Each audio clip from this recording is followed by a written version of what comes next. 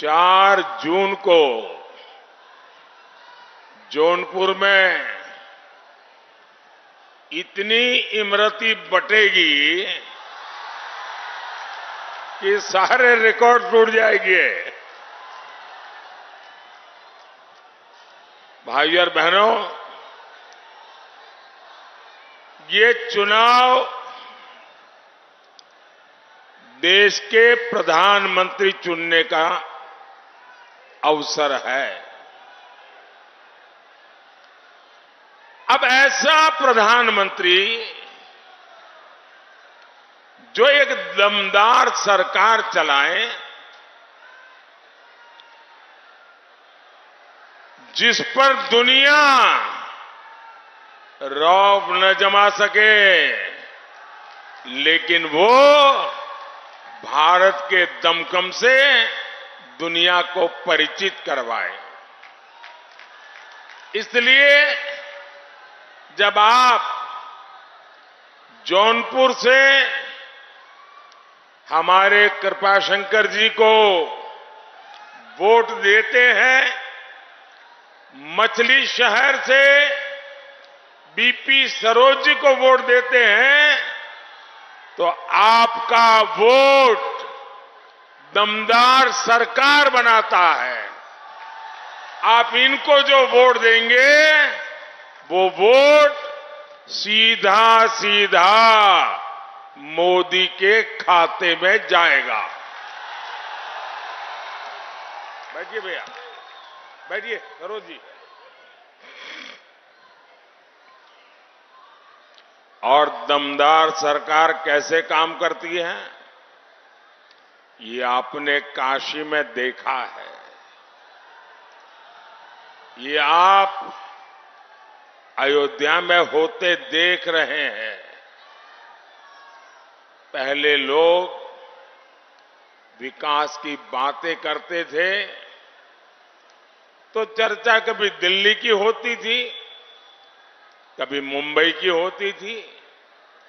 अब देश और दुनिया काशी की भी चर्चा करता है, अयोध्या की भी चर्चा करता है।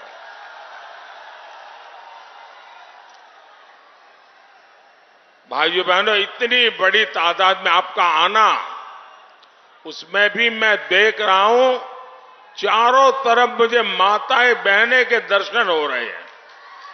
ये मेरा बड़ा सौभाग्य है कि इतनी बड़ी मात्रा में माताएं बहनें इस लोकतंत्र के उत्सव को मना रही है, उसका नेतृत्व कर रही है।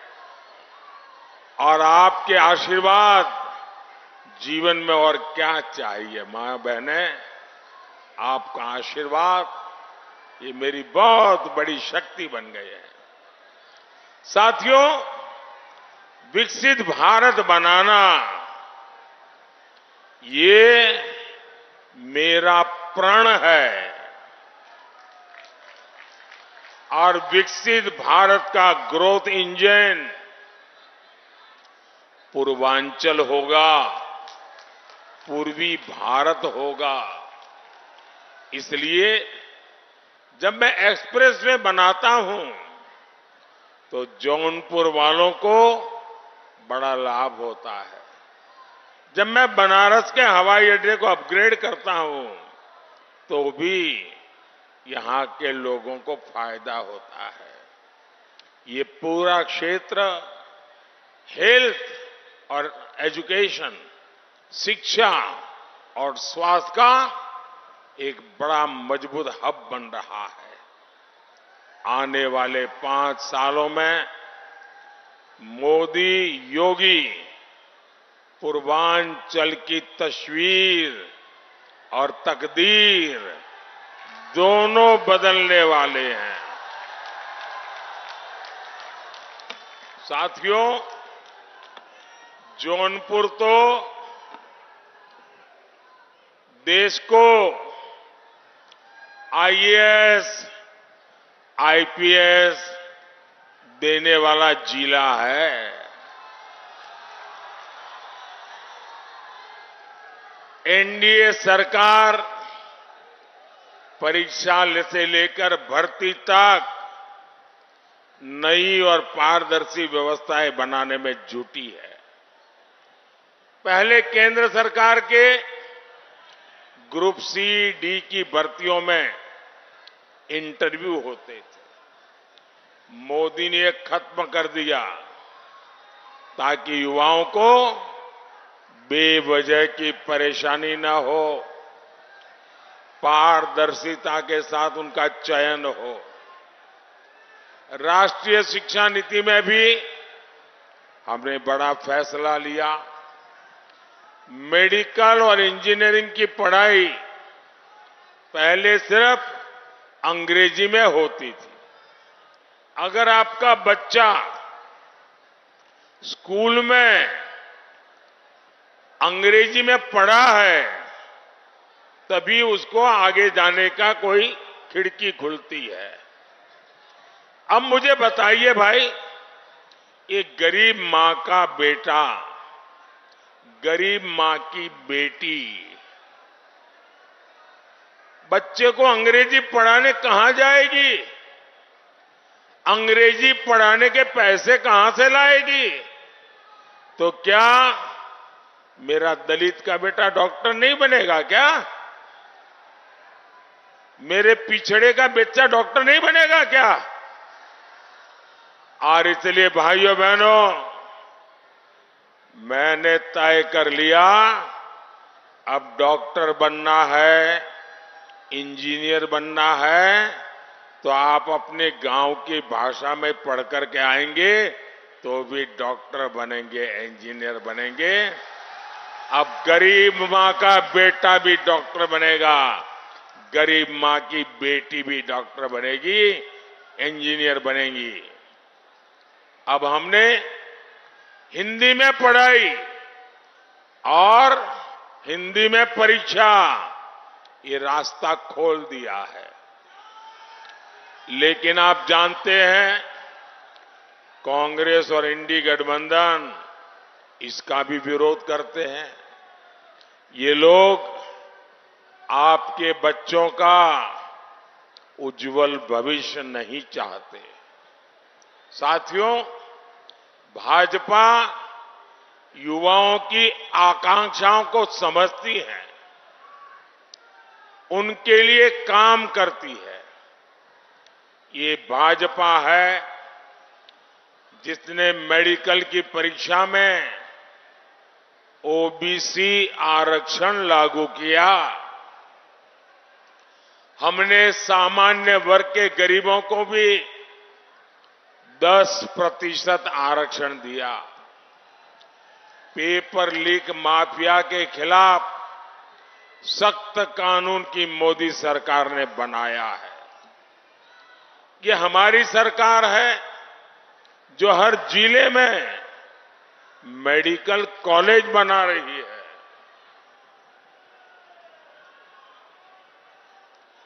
हम रिकॉर्ड संख्या में आईआईटी, आईआईएम, एम्स बना रहे हैं और इस महाअभियान का सबसे ज्यादा फायदा युवाओं को मिल रहा है। भाइयों और बहनों, इस चुनाव में देश के सामने दो मॉडल है। एक तरफ हम लोग हैं, मोदी है, भाजपा है, एनडीए है। हम लोगों का रास्ता क्या है? हम लोगों का रास्ता है संतुष्टिकरण, हर किसी को संतुष्ट करना, संतोष देना। और दूसरी तरफ सपा हो, कांग्रेस हो, घमंडिया गठबंधन हो, उनका मॉडल है तुष्टीकरण, अपीजमेंट। देश में जब सपा कांग्रेस का तुष्टीकरण मॉडल चलता था तो सिर्फ और सिर्फ कुछ परिवारों का ही लाभ हुआ। सामाजिक न्याय पर, उस नाम पर गरीब, दलित, पिछड़ों के साथ छल हुआ है, छल, अपराध हुआ है। कच्चे घर, गंदा पानी, खुले में शौच, न जाने कितने अपमान, बिजली गैस का अभाव। जरा कोई इस बच्चे से फोटो ले लीजिए, उस बच्चे को इतने प्यार से आया है। बेटे थोड़े आगे आ जाओ तुम, बेटा आगे आ जाओ थोड़ा, जरा एसपीजी वाले आप उसको बेचारे को परेशान मत करो। देखिए कितना बढ़िया स्केच बना के लाया है, वाह। खुद बनाते हो बेटा, खुद बनाते हो? हैं? तो अच्छा, पीछे तुम्हारा नाम लिखा है? पीछे तुम्हारा नाम पता लिखा है? हाँ, तो मैं चिट्ठी लिखूंगा तुझे।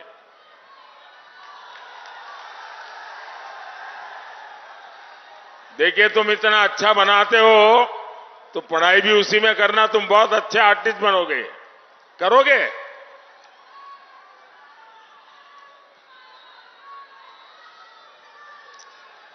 साथियों, गरीब को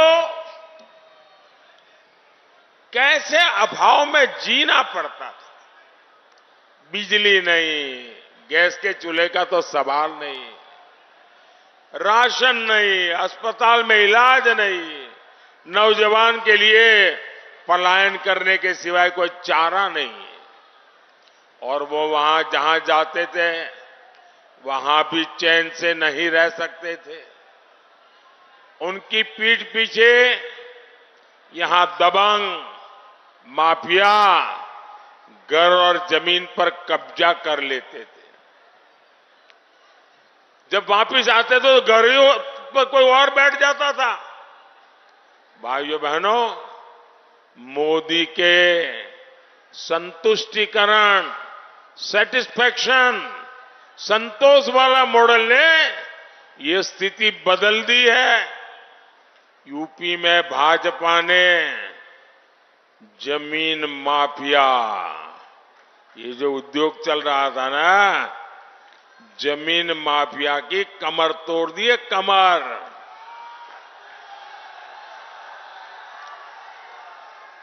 अब नागरिकों का हित सर्वोपरि है। जो जौनपुर में राशन कार्ड बना है, अब उसी पर मुंबई जाओ, सूरत जाओ, हैदराबाद जाओ, मुफ्त राशन उस पर मिल जाएगा। क्योंकि मोदी ने one nation one ration card लागू कर दिया है। यहां यूपी में 50 लाख पक्के घर लाभार्थियों को मिल चुके हैं। इसमें से 1 लाख घर यहीं ये जौनपुर जिले में मिले हैं। अब 1 लाख घर एक जिले में, मुझे बताइए हर मां मोदी को आशीर्वाद देगी कि नहीं देगी? देगी कि नहीं देगी? फिर ये ईवीएम करके चिल्लाते हैं।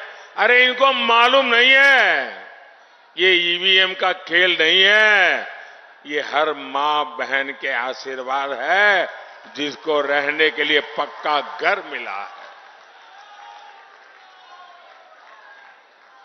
और मुझे कभी कभी मौका मिल जाता है तो मैं इन लाभार्थियों के घर में जाके देखता हूं। इनमें शौचालय, नल से जल, बिजली, सस्ता सिलेंडर, ये सारी सुविधाएं घर के साथ होती हैं। सिर्फ 4 दीवारें नहीं, घर यानी पक्का घर। और ज्यादातर घर, हमारे समाज का रिवाज कैसा है, मेरी माताएं बहनों को जरूर बता देना, मेरी ये बात जरूर बता देंगे आप लोग। हमारे यहां परंपरा क्या थी? घर है तो पति के नाम, ये क्या बढ़िया मोदी योगी बना लाए हो भाई। और ये मोदी तो इतना सुंदर लग रहा है, क्या बढ़िया मेकअप किया है भाई, और हाथ भी बढ़िया। वाह, दोनों मोदी योगी बन के आ गए।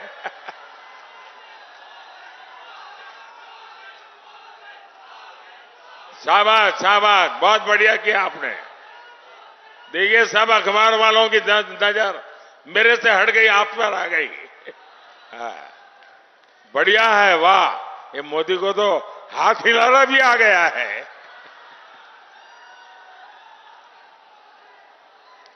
अच्छा माताएं बहनें सुनिए, भाई उन बच्चों को बिठाइए, परेशान मत कीजिए, मैं उनका बहुत आभारी हूं।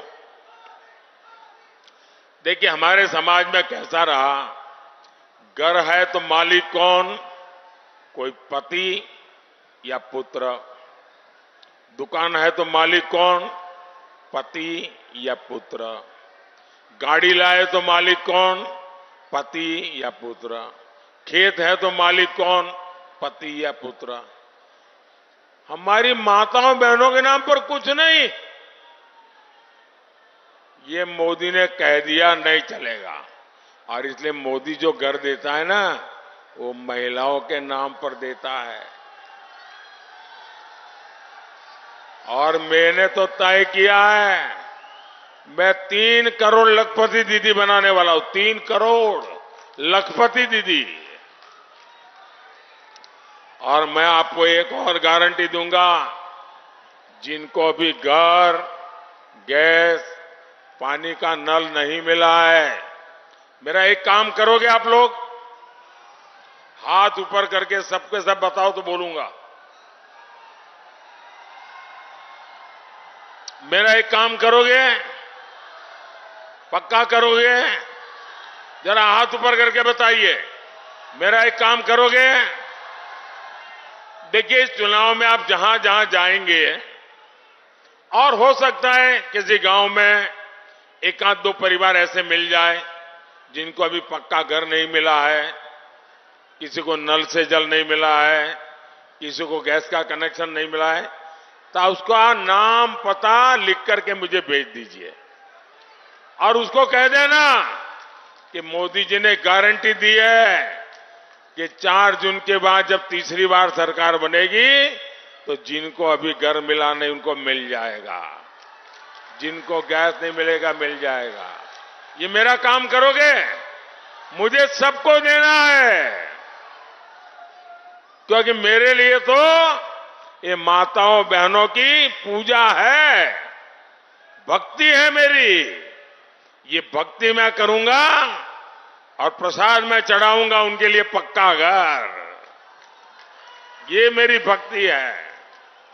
साथियों, अब मोदी ने और एक काम तय किया है, मैंने तय किया है कि आपका जो बिजली का बिल है ना घर में, अब मोदी ने बिजली तो दी, लेकिन लोग आके भड़काते हैं, देखो बिजली दी क्या मिला, इतना बिल दिया मोदी ने। तो अब मैंने कह दिया है, अब मोदी ने बिजली तो दी, अब बिल भी मुझे 0 करना है।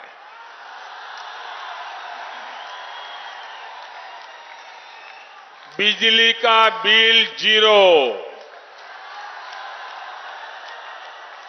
इतना ही नहीं, आप बिजली पैदा भी करेंगे और घर के काम की बिजली के अतिरिक्त जो बिजली होगी वो सरकार खरीद करके आपको कमाई भी होगी।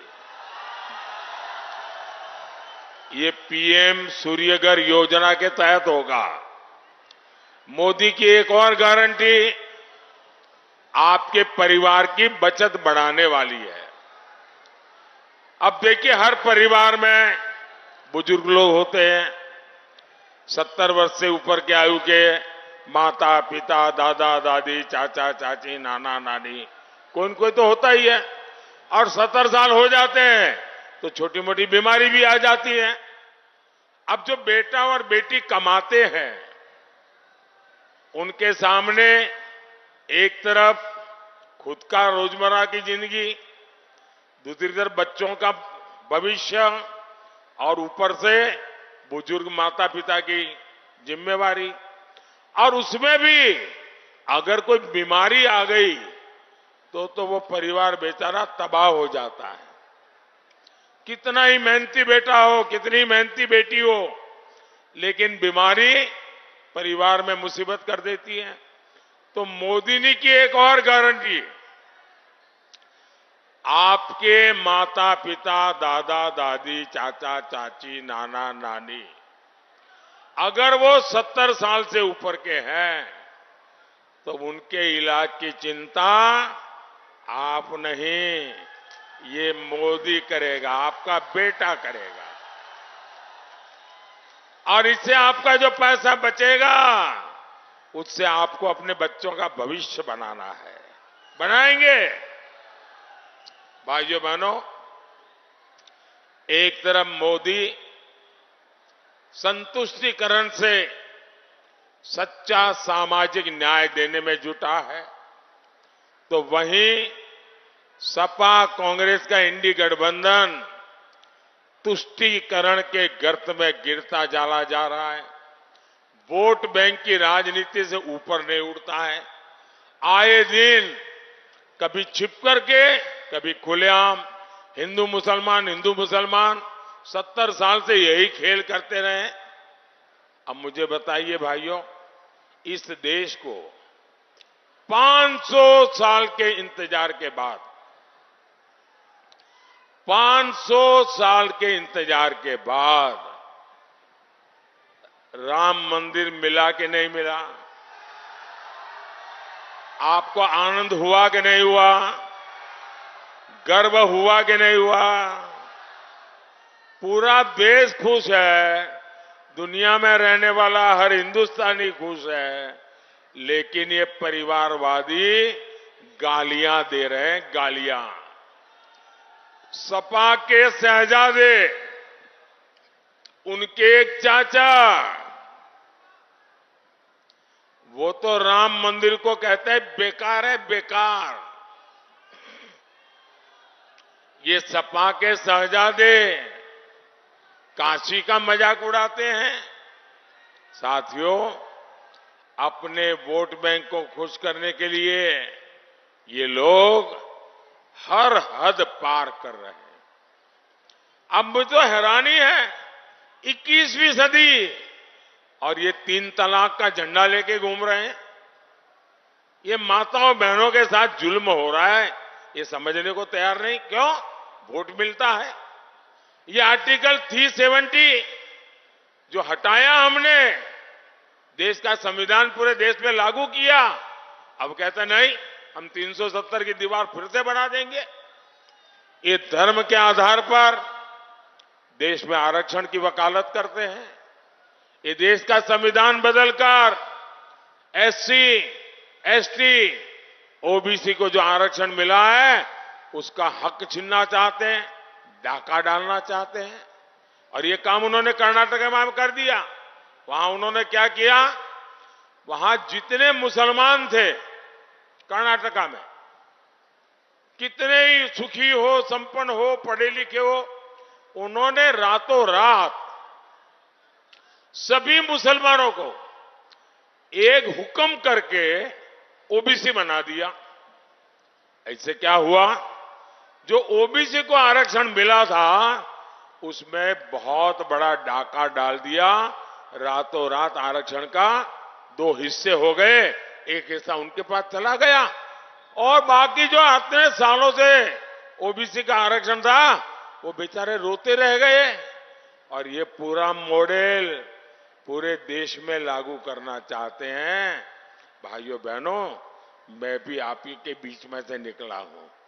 क्या मेरे जीते जी ये कर पाएंगे? क्या मेरे जीते जी ये ओबीसी का आरक्षण छीन पाएंगे? क्या मेरे जीते जी ये एससी का आरक्षण छीन पाएंगे? क्या मेरे जीते जी एसटी का आरक्षण छीन पाएंगे? क्या भाइयों बहनों, मैं जिंदा हूं ना, तब तक मैं इनको ये राजनीति नहीं करने दूंगा। अब आपने सुना होगा,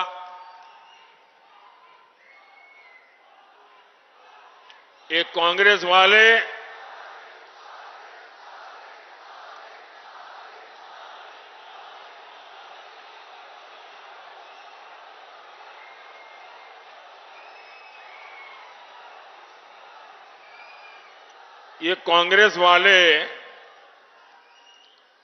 एक एक्सरे मशीन लाए, एक्सरे मशीन।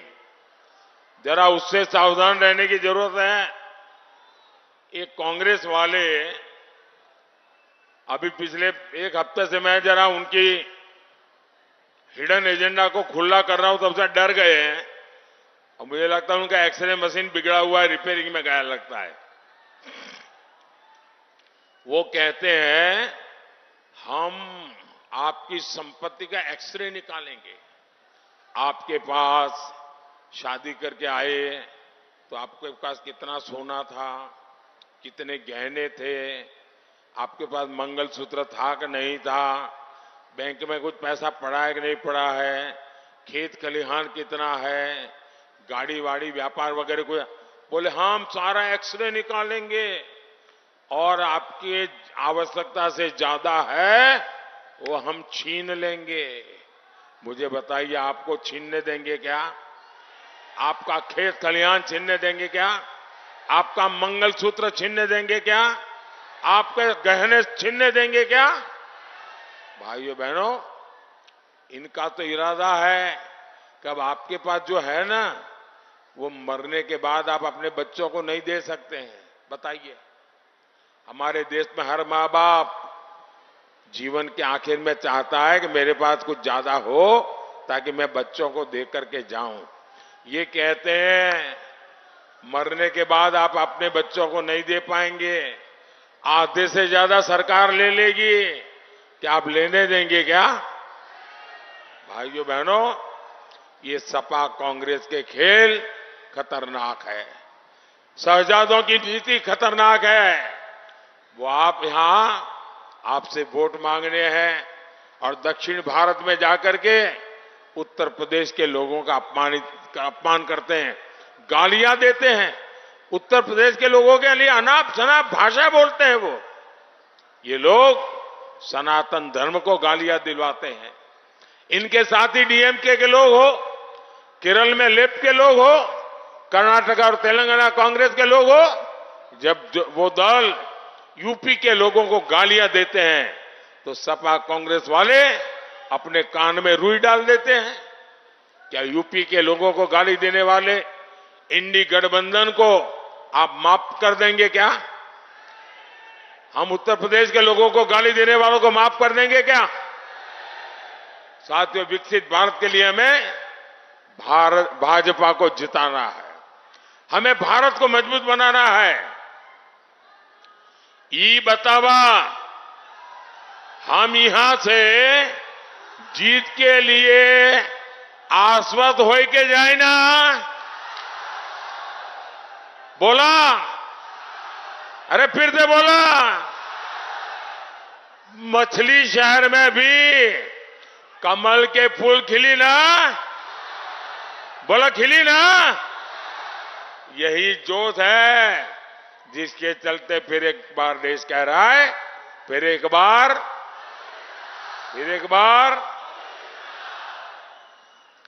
मैं बहुत बहुत आपका आभारी हूं। मेरे साथ बोलिए भारत माता की, भारत माता की। बहुत बहुत धन्यवाद।